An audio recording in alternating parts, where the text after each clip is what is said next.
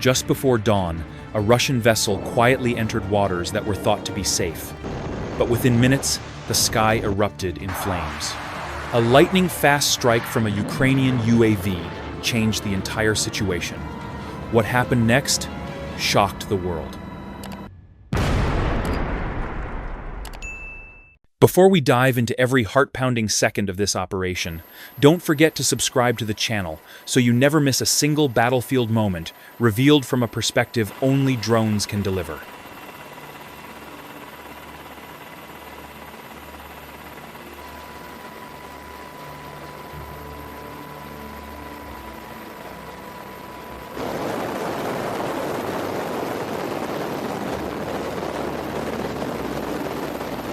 In June 2025, at exactly 4:14 a.m., a Russian Cerna-class landing craft carrying 30 soldiers was quietly approaching the western shore of Kherson.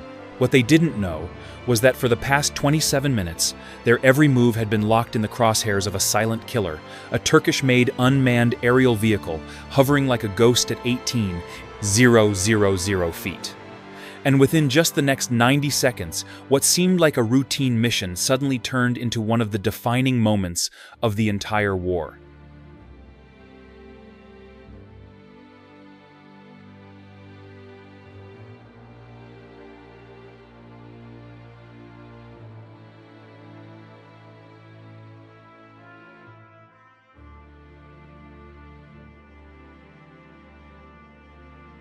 The Bayraktar TB2 was activated from a hidden launch point near Mykolaiv at 2 a.m. as the sea lay cloaked in thick darkness and Russian radar stations drifted into a drowsy lull.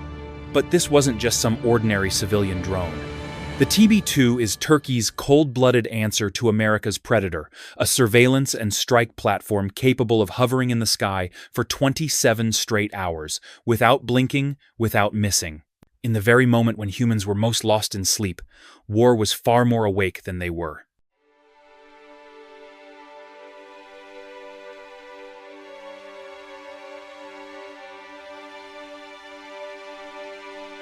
The Bayraktar TB2 didn't charge toward its target like a reckless attacker. Instead, it traced a flawless route, a masterclass in the art of exploiting radar gaps. Rather than cutting the distance short, it maintained at least 50 kilometers from Russia's S-300 air defense systems, as if playing chess against the enemy's entire electronic surveillance network. The TB2 knew this. Even with a radar cross-section the size of a large bird, one moment of carelessness could turn it into a $5 million paperweight falling into the sea. In high-tech warfare, arrogance is the deadliest enemy. And the UAV crew understood that all too well.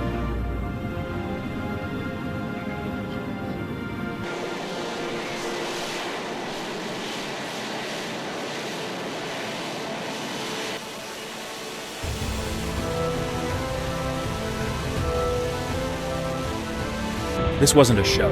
It was a game of pure awareness of angles, evasive turns, and every meter of altitude calculated down to the finest detail. The TB2 wasn't the most powerful, but it was the most cautious, and that made it the longest surviving killer in the night sky.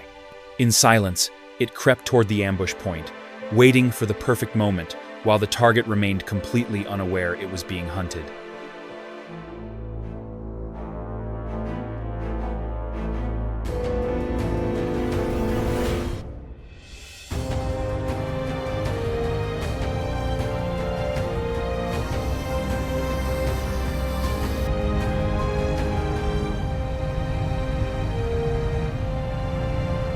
By 3:30 a.m., the Bayraktar TB2 had locked into its patrol zone, a 40-kilometer long, 20-kilometer wide, invisible rectangle covering the critical maritime approach to Kherson.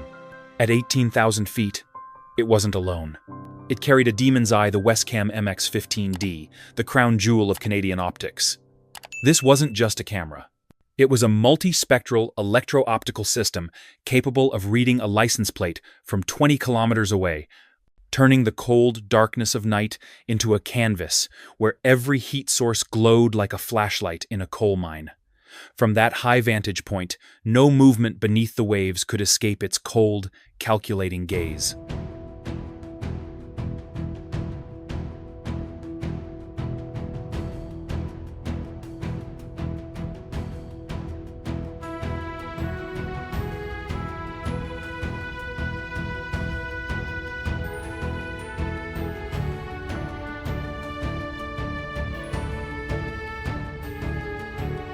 The operator, sitting in a ground cabin that looked more like a high-end gaming setup than a military outpost, had full control of the situation.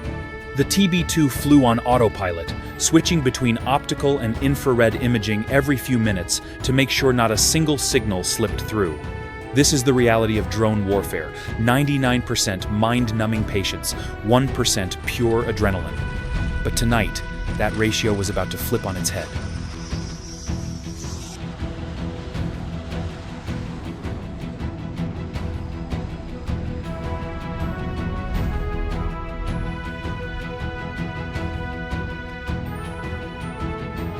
At 3:47 a.m., after hours of silent flight, the thermal screen suddenly lit up.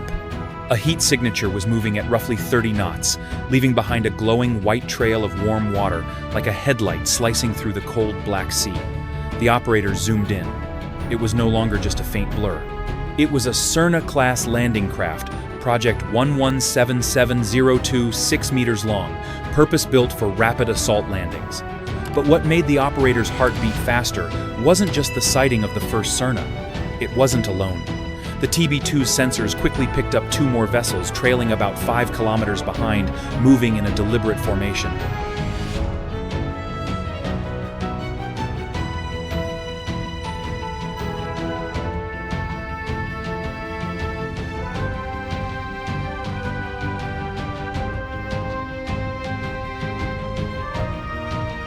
This was no longer a routine patrol or supply run.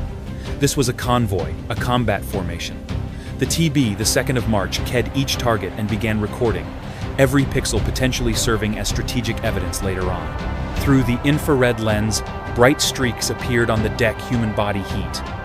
At least 24 men visible on the vessel, likely more inside. These weren't sailors. They weren't logistics personnel. They moved like soldiers, equipped like soldiers, and they were preparing for something much bigger.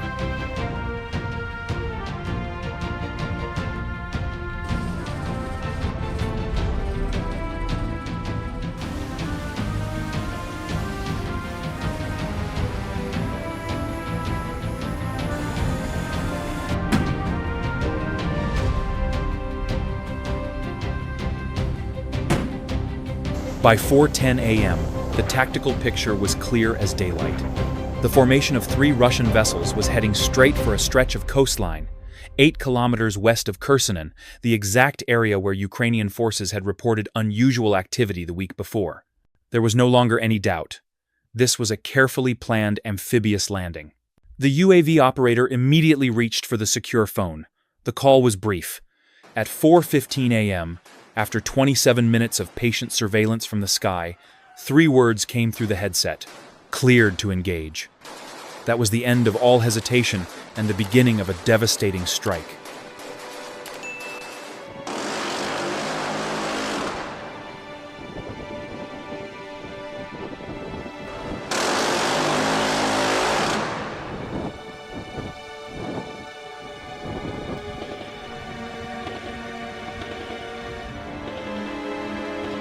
The order came from the command center of the 383rd UAV Brigade, where senior officers were also watching the TB2's live feed in real time.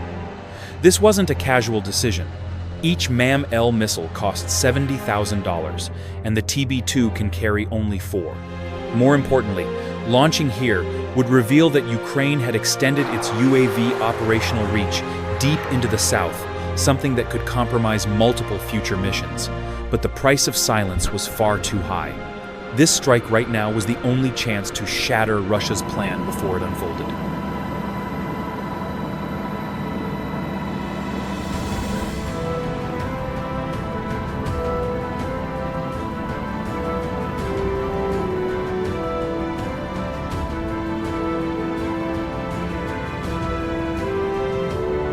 The moment the order to fire was confirmed, the Bayraktar TB2 broke from its patrol pattern and executed a wide arc to approach from behind the Russian convoy.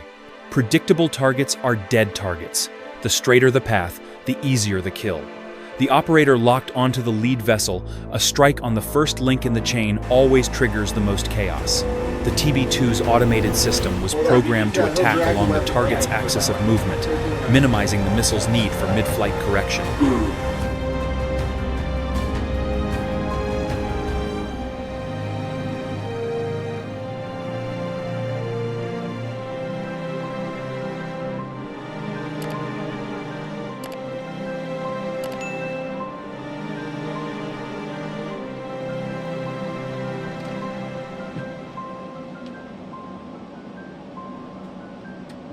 Through the screen, the Cerna landing craft grew larger. The 15x optical zoom revealed every soldier standing on deck, most of them clustered near the stern, to avoid the wind, a classic mistake when facing an attack from above. These weren't sailors. They wore tactical body armor, combat helmets, and carried assault rifles. There was no mistaking it. These were infantry preparing for a landing, and the TB2 wasn't preparing anymore, it was already ready. The MAM-L smart missile, just 22 kilograms, but powerful enough to tear through the steel of a landing craft, was simply waiting for the trigger pull from a deadly altitude of 18,000 feet.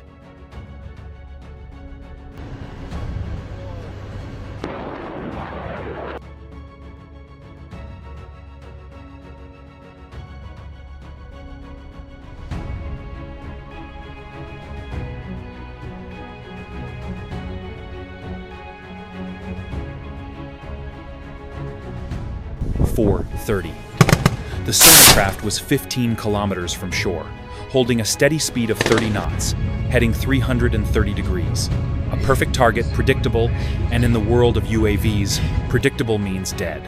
The operator double-checked every system, laser designator active, missile armed, upper altitude winds at just 5 knots, perfect conditions for a precision strike.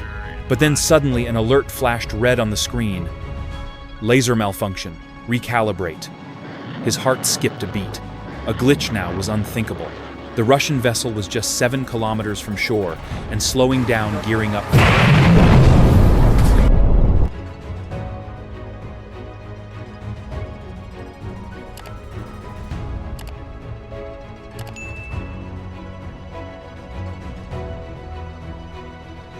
Every second that passed was one step closer to disaster.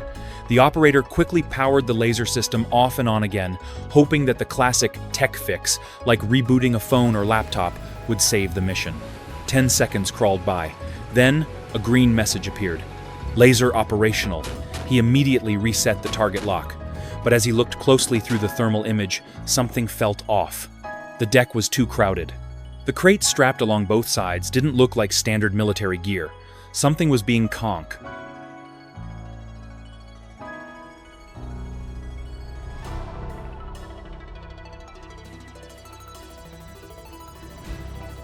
.448. The MAM-L missile struck dead center on the Cerna's hull, a hit as precise as if drawn with a ruler. The first explosion ripped through the vessel's thin steel body, blasting away the mid-deck. But just 1.3 seconds later, the night lit up with a different kind of fire. Not fuel, not ammunition. It was searing white flame, the unmistakable signature of thermite, an explosive compound used specifically for demolishing infrastructure. This wasn't an infantry landing unit, it was a large-scale sabotage team. As the hull split in two, the TB2's camera caught sight of sealed, watertight containers floating amid the wreckage, stamped with Cyrillic lettering documents, equipment, or strategic-grade explosives. Somewhere in Moscow, someone was no doubt waking up in a cold sweat with a gut feeling that a nightmare had just unfolded. On emergency radio channels, Russian forces didn't coordinate rescue, they ordered a retreat. The two trailing vessels turned back toward Crimea at full speed. No search. No recovery. And that silence said it all.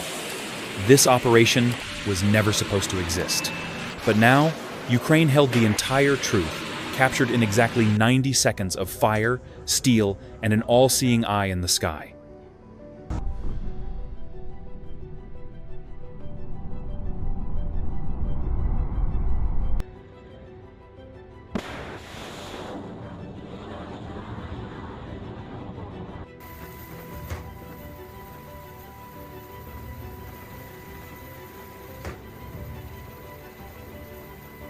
In just 90 seconds, Russia's entire covert operation was reduced to ashes. The remaining two vessels executed an emergency turn and fled straight toward Crimea. No rescue, no communication, just a full retreat. That said it all. Operational security mattered more than the lives of their own men. Intercepted military signals revealed urgent recall orders, while satellite imagery confirmed the warship's return to Sevastopol.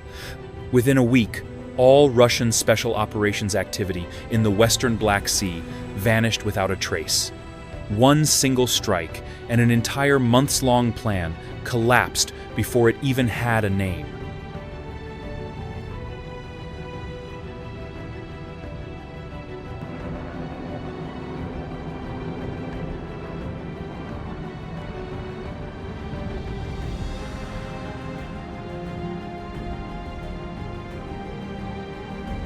Ukraine's attack didn't just destroy a Russian ship, it shattered an illusion. For months, the Russian Navy operated under the fragile mask of dominance, believing the coastline was their territory to control, patrol, and intimidate. But in less than 5 minutes, an upgraded naval drone gliding close to the water, silent and nearly invisible to radar, turned that confidence into chaos. The ship, likely equipped for electronic reconnaissance, became a fireball in seconds, its hull pierced below the waterline with the cold efficiency of modern warfare. Unmanned, unstoppable, undeniable.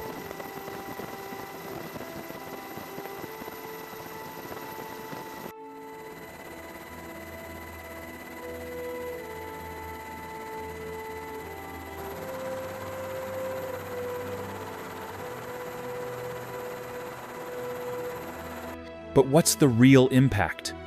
It's not just the loss of a ship. It's the realization that nowhere on the water is safe anymore. No patrol ships, no supply vessels. No link in the Russian naval supply chain is secure. The Black Sea, once a playground of dominance, has now become a chessboard, and Ukraine holds the queen. With every successful strike, their reach grows, and the message becomes clearer. We don't need a massive fleet, we just need to be smarter.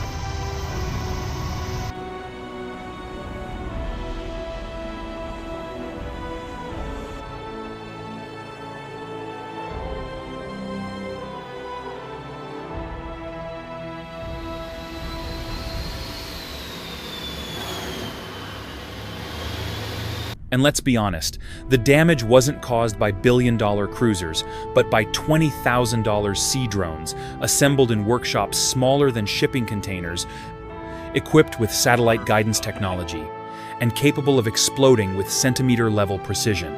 Ukraine is fighting with 21st century weapons, making Russia's 20th century fleet look like a moving junkyard. The impact isn't just strategic, it's psychological. Every Russian sailor stepping onto the deck now wonders, is today the day the sea turns against me?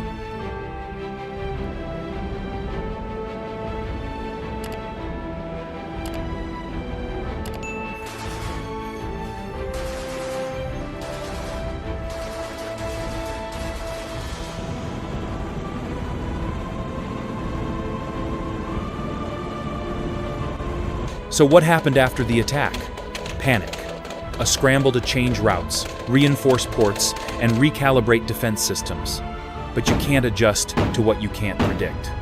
That's the nature of this new kind of warfare. Ukraine isn't fighting with numbers, they're fighting with data, timing, and willpower.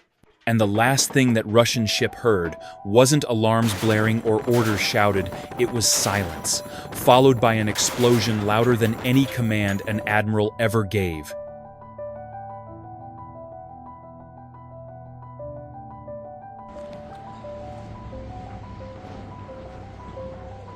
What about your favourite team? Suppose they... This is more than just an attack. This is a turning point, and Ukraine, defying all odds, is steering that turning point straight through Russia's steel armor.